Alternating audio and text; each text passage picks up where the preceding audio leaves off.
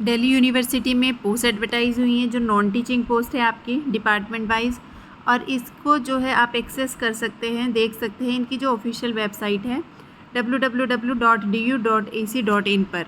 और form online आपका fill होगा, यहीं पे आपको वेबसाइट पे जाके ऑनलाइन फ़िल करना है। और ऑनलाइन फ़िल करने की जो लास्ट डेट है वो आपकी 21 अगस्त है। तो 21 अगस्त तक आप ये इनकी जो ऑफिशियल वेबसाइट है यहाँ पे जॉब और अपॉर्चुनिटीज़ का जो सेक्शन है वहाँ पे आप इसको जाके चेक कर सकते हैं। ठीक है, तो ऑनलाइन ही फॉर्म भरना है। कौन कौन सी पोस्ट एडवर्टाइज़ हुई हैं वो हम एक बार देख लेते हैं। जो पहली पोस्ट है वो है सीनियर सिस्टम प्रोग्रामर की। ठीक है, एक ही पोस्ट एडवर्टाइज़ हुई है ये आपकी ओबीसी कैटेगरी में। दूसरी जो पोस्ट है सिस्टम प्रोग्रामर की, ये 5 पोस्ट एडवर्टाइज़ हुई है।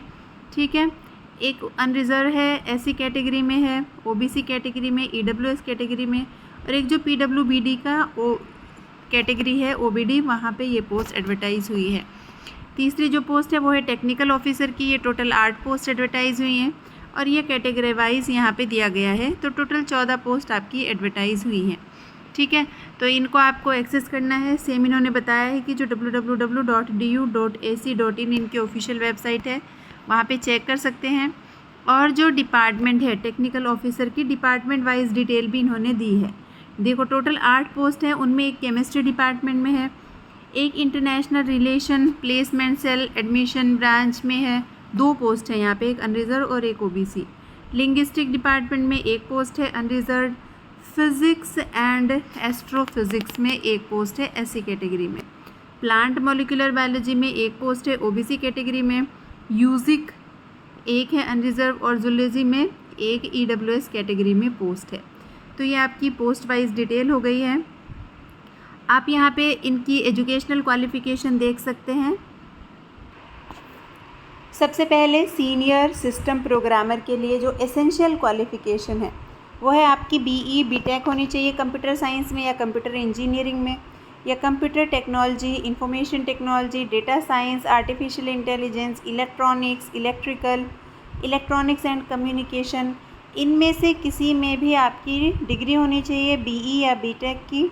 और 9 साल का एक्सपीरियंस होना चाहिए आपका एक्सटेंसिव प्रोग्रामिंग में और सिस्टम मैनेजमेंट में। ठीक है, या दूसरा इन्होंने क्या दिया है, आप एमएससी हो कंप्यूटर साइंस में, एमसीए एमटेक हो कंप्यूटर साइंस एंड इंजीनियरिंग में, computer technology, information technology, data science, artificial intelligence इसमें, और आपके पास 8 साल का एक्सपीरियंस होना चाहिए। एज लिमिट 50 ईयर्स या उससे नीचे रखी गई है। सिस्टम प्रोग्रामर की जो पोस्ट है उसमें आपकी एसेंशियल क्वालिफ़िकेशन है, जो ज़रूरी योग्यता है वो है बीई बीटेक होनी चाहिए आपके पास, या तो computer science, computer engineering, computer technology, information technology में, डेटा साइंस में, आर्टिफिशियल इंटेलिजेंस में, या तो इलेक्ट्रॉनिक्स, इलेक्ट्रिकल या फिर इलेक्ट्रॉनिक्स एंड कम्युनिकेशन में।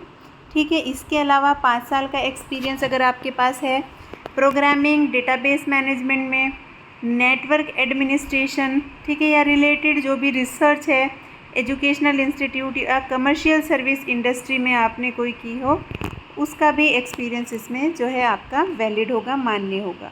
ठीक है, तो ये है आपकी हो गई सिस्टम प्रोग्रामर के लिए। दूसरी क्वालिफ़िकेशन आपने एमई एमटेक किया है computer science, computer engineering, computer technology, IT, data science, artificial intelligence, electronics या इलेक्ट्रिकल में, या फिर इलेक्ट्रॉनिक्स एंड कम्युनिकेशन में, या फिर आपने एमसीए किया हो और आपके पास 3 साल का एक्सपीरियंस हो। ठीक है, प्रोग्रामिंग, डेटाबेस मैनेजमेंट का हो गया, नेटवर्क एडमिनिस्ट्रेशन का हो गया, या तो कोई रिसर्च एजुकेशनल इंस्टीट्यूट में आपने काम किया है।